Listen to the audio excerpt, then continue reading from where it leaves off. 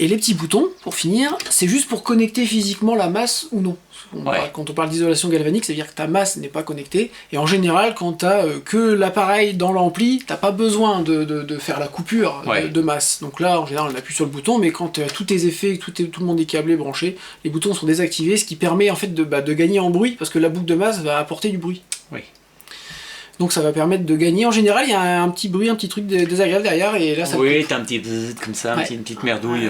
Soit un bzzz, soit un petit sifflement, selon. Ça va dépendre. Et ça peut vite prendre la tête. Enfin, si tu. Alors, admettons que tu joues dans un endroit où tout le monde s'en fout et que ça arrive, hein. C'est sans doute même arrivé à Clapton et tout ça. Il y a toujours des endroits où voilà, c'est pas très grave, voilà. Et par contre, dès que tu enregistres, tu deviens vite parano tu te dis putain, c'est quoi ce des petits détails. Des petits détails. Tout à fait. Donc là, ça veut dire que ça c'était 13 boucles. Oui. D'ailleurs, tiens, je reprends. Tu sais si on peut faciliter celui-là qui est en cours de montage d'ailleurs. Ouais. Ah oui, voilà.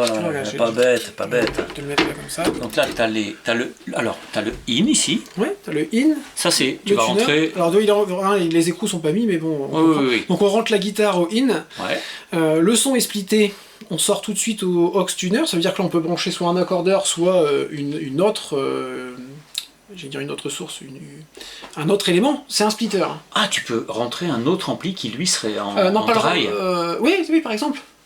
Parce que du coup, là, tu copies le son de ta guitare. Là, ici, ce qui sort, c'est le son de ta guitare brute copié. Sans aucune perte. C'est un vrai splitter. Et ça veut dire que tu peux carrément attaquer un troisième ampli qui, lui, n'a aucun des effets. Tout à fait. Qui vont être là, après, dans les deux autres lignes. Et il est même splitté en stéréo. C'est-à-dire que là, si tu rentres en stéréo, t'es splitté en stéréo. Non. Si. Du coup, après...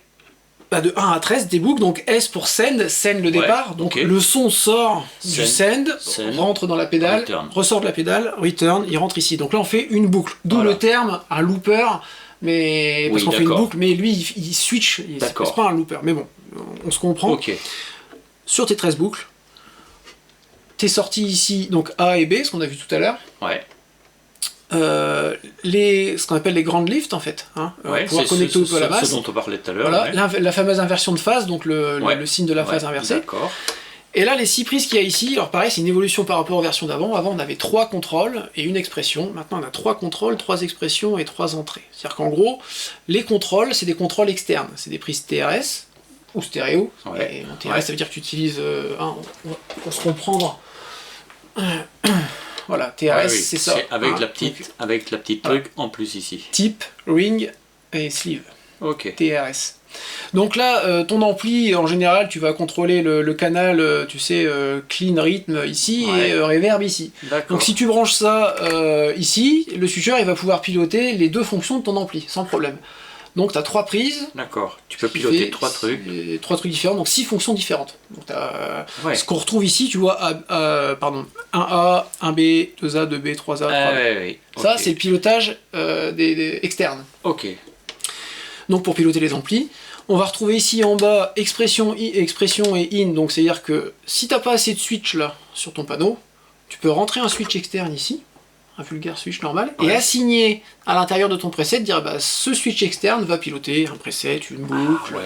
Parfois tu peux avoir un petit switch dont tu as besoin pour... Ou un truc que j'aime bien parler, je trouve que l'exemple est sympa, le wah-pad, les gens connaissent pas forcément, c'est le fait de pouvoir poser ton pied sur la wah-wah et qu'elle s'active automatiquement.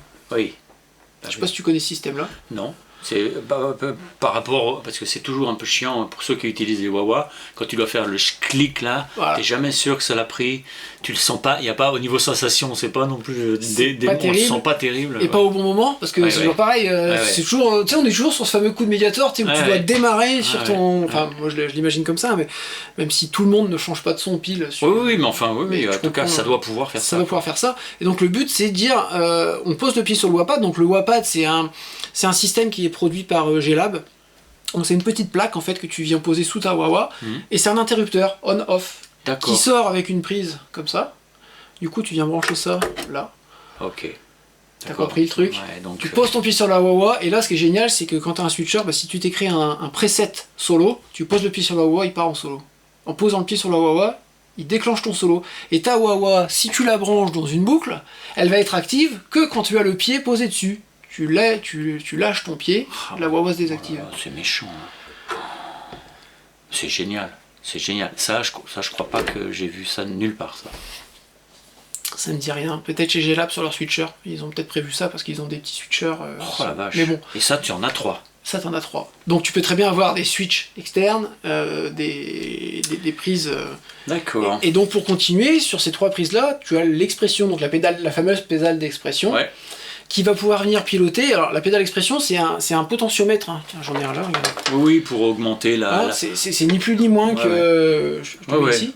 Donc qui fait varier la tension d'un courant. Donc sauf que c'est au pied simplement. Donc là, lui, ce qu'il va faire, c'est qu'il va détecter la variation du courant. C'est-à-dire que le switcher envoie un petit courant quand il est en mode expression. Ouais. Il détecte la variation du courant et du coup cette variation, tu vas pouvoir s'en servir pour gérer le volume interne. Tu vois, tes A et B en 0 dB là. Ouais. Tu peux les prendre au pied si tu veux. Tu peux mettre une pédale d'expression et tu vas pouvoir gérer ton volume général si tu veux. Ça devient une pédale de volume. Ça devient une pédale de volume par l'intermédiaire du switcher. D'accord. Ça peut gérer quoi d'autre ? Le MIDI. Donc le MIDI, il y a des trucs sympas. Le MIDI, c'est que tu peux faire ce qu'on appelle des contrôles continus. Les contrôles continus, c'est par exemple ton délai. T'es à 400 millisecondes. Ouais. Tu passes à 600. Ouais. Tu l'entends qui. Ouais. Bah, du coup, tu vas le faire au pied. Ou même le mix de ton delay. Ou le mix de ton delay. C'est-à-dire, tu joues et d'un seul coup tu veux plus de délai, tu veux le faire gonfler, partir, machin. Exactement, tu veux faire un effet qui est planant, qui part. Donc, alors comment ça marche ? Ah oui, ça veut dire que... Comment ça marche ? La pédale d'expression détecte la variation. Ouais. Et après, toi, dans ton preset, on n'est pas rentré dedans tout à l'heure, tu vas pouvoir lui dire, j'assigne à cette pédale d'expression tel message MIDI. Et ce qu'il va faire, c'est qu'il va envoyer le message MIDI, et le message MIDI, on pourra détailler si ça t'intéresse, t'as plusieurs données dedans, mais la donnée qui est ce qu'on appelle la value, la valeur, on va la faire varier. Donc on va partir de la valeur 0 jusqu'à 127 par exemple, et il va varier de 0 à 127 via la pédale d'expression. Ah oui, en affectant par le MIDI. C'est par le MIDI. C'est-à-dire qu'en fait, on part de la pédale physique analogique, on transforme le signal et on l'envoie en MIDI.